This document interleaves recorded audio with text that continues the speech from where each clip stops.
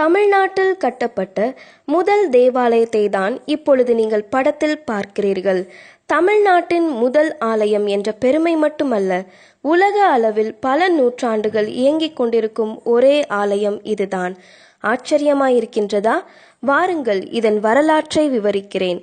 இயேசு கிறிஸ்துவின் 12 சீடர்களில் ஒருவரான புனித தோமாவால் கிபி 63ஆம் ஆண்டில் இது கட்டப்பட்டதாகும்.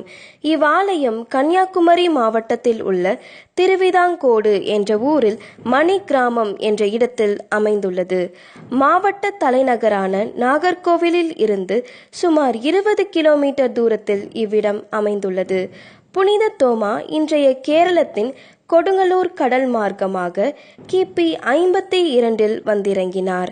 புனித தோமா இந்தியாவில் சுமார் 17 வருடங்கள் ஊழியம் செய்துள்ளார். இதில் 4 வருடங்கள் சிந்துவிலும், 6 வருடங்கள் மலபாரிலும், 7 வருடங்கள் மயிலாப்பூரிலும் கிறிஸ்துவை பற்றி போதித்தார். கேரளாவில் 7 இடங்களில் சபைகளை ஸ்தாபித்து ஆயிரக்கணக்கானோரை இயேசுவண்டை நடத்தினார். பின்னர் கடல் மார்க்கமாக சின்னக்குட்டம் வழியாக கிபி 63ஆம் ஆண்டு திருவிதாங்கோட்டிற்கு வந்தடைந்தார். இங்கு வாழ்ந்த ஒரு குறுநில மன்னன் வேட்டைக்கு சென்றபோது கரடி தாக்கி மரித்து போனார்.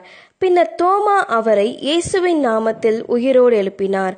உடனே அவன் கிறிஸ்தவனாகி ஞானஸ்தானம் எடுத்தான். அவனுக்கு சான்றாமன் யாக்கோபு என்ற பெயர் வழங்கப்பட்டது. இவர்தான் தமிழகத்தில் முதலாவது ஞானஸ்தானம் எடுத்த நபர் என்பது குறிப்பிடத்தக்கது.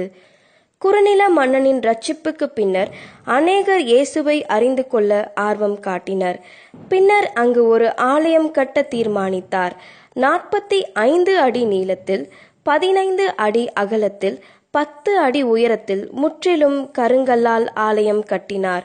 இந்த ஆலய வேலைகள் நடந்து கொண்டிருக்கும் பொழுது இடையில் பல எதிர்ப்புகளும் தடைகளும் வந்தது.